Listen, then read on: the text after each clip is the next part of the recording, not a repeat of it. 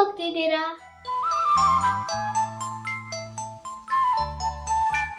Hi hello welcome back to another blog. ನಾವು ಹೋಗ್ತಿರೋದು 3 days trip. ನಮ್ಮ ಟ್ರೈನ್ ಇದ್ದಿದ್ದು Majestic to Madurai Tuticorin express.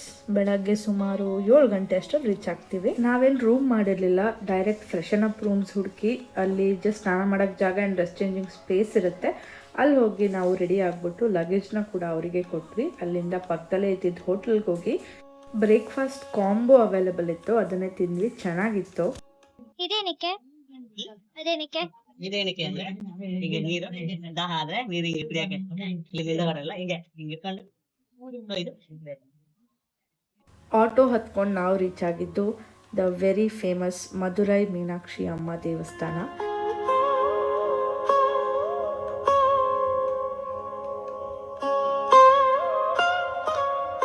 Dress code follow ಮಾಡಲೇಬೇಕು, ಮ್ಯಾಂಡೇಟ್ರಿ. ಮತ್ತು ಎಷ್ಟೊಂದು ಐಟಮ್ಸ್ ಒಳಗೆ ಅಲೋ ಇಲ್ಲ, ಅದರದ್ದು ಡೀಟೇಲ್ಸ್ ನಾನು ಇಲ್ಲಿ ಹಾಕಿದ್ದೀನಿ. ಆ್ಯಂಡ್ ನೀವು ಮೊಬೈಲ್ಸ್ನ ಡೆಪಾಸಿಟ್ ಮಾಡಬೇಕು. ಈ ದೇವಸ್ಥಾನಕ್ಕೆ 4 ಟವರ್ಗಳು, ಈಸ್ಟ್, ವೆಸ್ಟ್, ನಾರ್ತ್, ಸೌತ್. ನೀವು ಈಸ್ಟ್ ಟವರಿಂದ ಎಂಟ್ರಿ ತೊಗೊಂಡ್ರೆ ನಿಮಗೆ ಕ್ಯೂಗೆ ಹೋಗೋಕ್ಕೆ ಹತ್ತಿರ ಆಗುತ್ತೆ. ಬೇರೆ ಯಾವ ಟವರಿಂದ ಹೋದರೂ ಮತ್ತೆ ಸುತ್ತ ಹಾಕ್ಕೊಂಡು ಹೋಗಬೇಕು. ಸುಮಾರು 1 ರಿಂದ 3 ಗಂಟೆ ಬೇಕಾಗುತ್ತೆ ನಿಮಗೆ ದರ್ಶನ ಮುಗಿಯೋಕ್ಕೆ.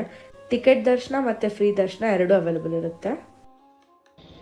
ಸರ್, ಹೇಗಾಯ್ತು ದರ್ಶನ? ತುಂಬಾ ಚೆನ್ನಾಗಿತ್ತು, ತುಂಬಾ ರಶ್ ಇತ್ತು. ಬಟ್ ದೇವ್ರ ನೋಡಿದ್ಮೇಲೆ ಎಲ್ಲ ಶಾಂತಿಯಾಗೋಯ್ತು. ಯಾವ ಟೈಮ್ ವಿಸಿಟ್ ಮಾಡ್ಬೋದು ನೀವು, ಬನ್ನಿ. ನೀವು ಟಿಕೆಟ್ ಕೊಟ್ಟು ಹೋದ್ರೆ ಅಥವಾ ಫ್ರೀ ಕ್ಯೂನಾ? ನಾವು ಫ್ರೀ ಕ್ಯೂ ಹೋದ್ವಿ. ಫ್ರೀ ಕ್ಯೂ ಅಲ್ಲಿ ನಾರ್ಮಲ್ ಆಗಿ ಜನ ಇದ್ರು. ಟಿಕೆಟ್ ಕೊಟ್ಟರೆ ಅದಕ್ಕೆ ಜಾಸ್ತಿ ಜನ ಇರ್ತಾರೆ, ಆರಾಮ್ಸಾಗಿ ಫ್ರೀಯಲ್ಲಿ ಹೋಗಿ ಬೆಸ್ಟ್.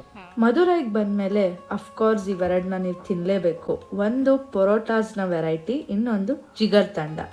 ಅದರ ಅರ್ಥ ಕೂಲ್ ಹಾರ್ಟ್ ಅಂತ. ಇಲ್ಲಿ ಸಿಕ್ಕಾಬಡೆ ಬಿಸಿಲು, ಸೆಕೆ, ಅದಕ್ಕೆ ಈ ಚಿಲ್ಡ್ ಡ್ರಿಂಕ್ ಎಲ್ಲರ ಫೇವ್ರೆಟ್. ಇದನ್ನು ಮಧುರೈಸ್ ಐಕಾನಿಕ್ ಡ್ರಿಂಕ್ ಅಂತಾರೆ. ಟೈಮ್ ಇದ್ದರೆ ನೀವು ಇನ್ನೂ 2-3 ಜಾಗನ ಕವರ್ ಮಾಡ್ಬೋದು. ಬಟ್ ನಮ್ಮ ಜರ್ನಿ ಇಲ್ಲಿಗೆ ಮುಗೀತು. ಅವತ್ತೇ ನಮಗೆ ರಾಮೇಶ್ವರಂಗೆ ಹೋಗೋದಿತ್ತು. ನಾವು ಬಸ್ಸಲ್ಲಿ ಹೋಗ್ತೀವಿ ಅಂದ್ಕೊಂಡ್ವಿ, ಬಟ್ ಲಕ್ಕಿಲಿ ನಮಗೆ ಟ್ರೈನ್ ಸಿಕ್ತು. Train journey to Rameswaram is one of the best experience. ಯಾಕೆ ಅಂದರೆ ನಾವು ಪಂಬನ್ ಬ್ರಿಡ್ಜ್ನ ಕ್ರಾಸ್ ಮಾಡ್ತೀವಿ.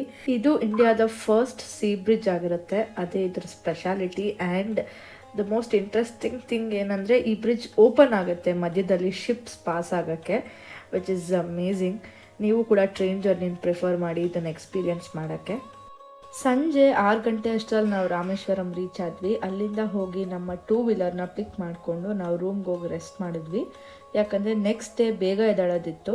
ನಮ್ಮ ಪ್ಲ್ಯಾನ್ ಹೇಗಿತ್ತು ಅಂದರೆ, ಮೊದಲು ನಾವು ಹೋಗ್ಬಿಟ್ಟು ಅಗ್ನಿ ತೀರ್ಥಮಲ್ಲಿ ಮುಳುಗದೇಳ್ತೀವಿ. ಅಲ್ಲಿಂದ 22 ಬಾವಿಗಳು, ಅದಾದಮೇಲೆ ನಾವು ಜ್ಯೋತಿರ್ಲಿಂಗದ ದರ್ಶನ. ಇದು ನಮ್ಮ ಫಸ್ಟ್ ಜ್ಯೋತಿರ್ಲಿಂಗ ಆಗಿತ್ತು. ರಾಮ ರಾವಣನ ಸಂಹಾರ ಮಾಡಿದ್ಮೇಲೆ ಇಲ್ಲಿ ಬಂದು ಮುಳುಗಿ ಎದ್ದಿದ್ರಂತೆ. ಅದೇ ಥರ ನಮ್ಮ ಜನ ಕೂಡ ಇಲ್ಲಿ ಬಂದು ಮುಳುಗಿ ಎದ್ದೇಳ್ತಾರೆ. ಅದರಿಂದ ಪಾಪಗಳೆಲ್ಲ ಕಳೆಯುತ್ತೆ ಅಂತ ಒಂದು ನಂಬಿಕೆ. ಇದನ್ನು ಮುಗಿಸ್ಕೊಂಡು 22 ಬಾವಿಗಳ ಕಡೆ ಹೋದ್ವಿ. ಅಲ್ಲಿ ಎಂಟ್ರಿ ಟಿಕೆಟ್ ಇದೆ, 25 ರೂಪಾಯಿ. ಮತ್ತು ವಾಲಂಟಿಯರ್ಸ್ ಕೂಡ ಇರ್ತಾರೆ, ಅವ್ರಿಗೆ ದುಡ್ಡು ಕೊಟ್ಟರೆ ನಿಮಗೆ ಸ್ವಲ್ಪ ಜಾಸ್ತಿ ನೀರು ಬೀಳುತ್ತೆ. ಆ್ಯಂಡ್ ಬಾಟ್ಲಲ್ಲಿ ಕೂಡ ತುಂಬಿಸ್ಕೋಬೋದು. ಅಲ್ಲಿ ಎಷ್ಟೊಂದು ಜನ ಬಾಟಲ್ ಹಾಕೋತಾ ಇದ್ರು, because it is a Sacred water ಅಂತ. ಅಲ್ಲಿಂದ ಡ್ರೆಸ್ ಚೇಂಜ್ ಮಾಡಿಕೊಂಡು ನಾವು ಹೋದ್ವಿ ದೇವಸ್ಥಾನಕ್ಕೆ, ಮೊದಲನೇ ಜ್ಯೋತಿರ್ಲಿಂಗದ ದರ್ಶನಕ್ಕೆ.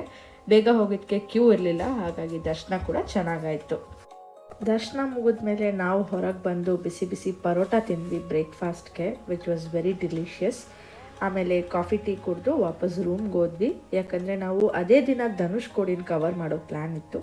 ಬ್ಯಾಗೆಲ್ಲ ಪ್ಯಾಕ್ ಮಾಡ್ಕೊಂಡು ಲಗೇಜ್ ಅಲ್ಲೇ ಕೊಟ್ಟು ನಾವು ಹೊರಟ್ವಿ.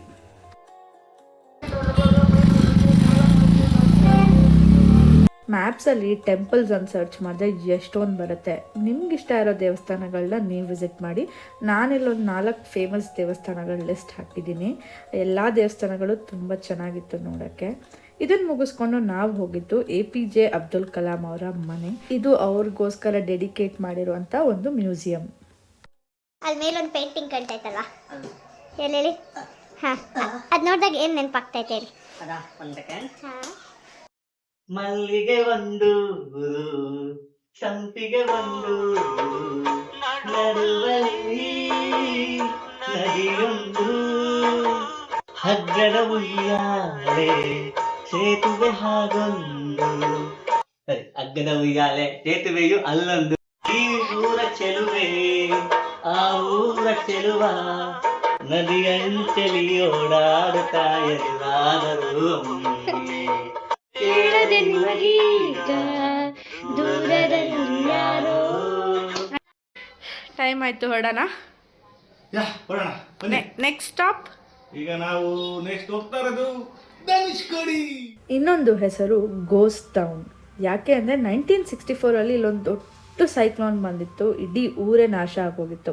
ಅದಕ್ಕೆ ಇಲ್ಲಿ 6 ಗಂಟೆ ಮೇಲೆ ಟೂರಿಸ್ಟ್ನ ಅಲೋವೇ ಮಾಡೋದಿಲ್ಲ. ಇದ್ರ ಮಧ್ಯದಲ್ಲಿ ಒಂದು ದೇವಸ್ಥಾನ ಕೂಡ ಇದೆ, ಕೋದಂಡ ರಾಮರ್ ಟೆಂಪಲ್. ಇದು ಕೂಡ ಮಸ್ಟ್ ವಿಸಿಟ್. ಅದಾದಮೇಲೆ ಈ ಧನುಷ್ಕೋಡಿನ ಮ್ಯಾಪ್ಸಲ್ಲಿ ನೋಡಿದ್ರೆ it will say last road of India.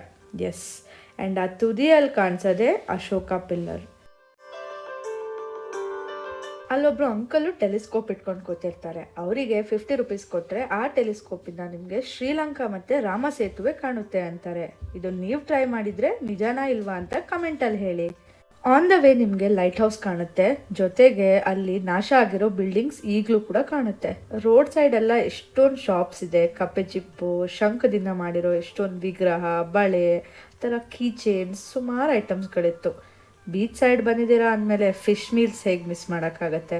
And ಸಮುದ್ರದ ಮೀನು ಅಂದಮೇಲೆ ಯಾರಿಗೆ ತಾನು ಇಷ್ಟ ಇರಲ್ಲ. ನನಗಂತೂ ಫಿಶ್ ಮೀಲ್ಸ್ ತುಂಬ ಇಷ್ಟ ಆಯಿತು. ಅನ್ಲಿಮಿಟೆಡ್ ರೈಸ್ ಕೊಟ್ಟರು, ಟೇಸ್ಟಿಯಾಗೂ ಇತ್ತು. ಊಟ ಎಲ್ಲ ಮಾಡಿಕೊಂಡು ನಾವು ಹೋಗಿದ್ದೆ ಬೀಚ್ಗೆ ಟೈಮ್ ಸ್ಪೆಂಡ್ ಮಾಡೋಕ್ಕೆ. ಸಖತ್ ಚಿಲ್ ಮಾಡಿದ್ವಿ, ವೆದರ್ ಕೂಡ ಚೆನ್ನಾಗಿತ್ತು. ಸೊ ಇಲ್ಲಿಗೆ ನಮ್ಮ ಧನುಷ್ಕೋಡಿ ಟ್ರಿಪ್ ಮುಗ್ದಿತ್ತು. ಕನ್ಯಾಕುಮಾರಿನ ನಾವು ಪಾರ್ಟ್ 2 ಅಲ್ಲಿ ಕಂಟಿನ್ಯೂ ಮಾಡ್ತೀನಿ. ಐ ಹೋಪ್ ನಿಮ್ಗೆ ಈ ವಿಡಿಯೋ ಇಷ್ಟ ಆಯಿತು ಅಂತ. ಇಷ್ಟ ಆಗಿದ್ರೆ ಲೈಕ್ ಮಾಡಿ, ಮರೀದೆ ಸಬ್ಸ್ಕ್ರೈಬ್ ಮಾಡಿ. ಇನ್ನು ಮುಂದೆ ಆದರೂ ನಾವು ರೆಗ್ಯುಲರ್ ಆಗಿ ವೀಡಿಯೋಸ್ ಹಾಕಕ್ಕೆ ಟ್ರೈ ಮಾಡ್ತೀವಿ. Thank you so much. Bye.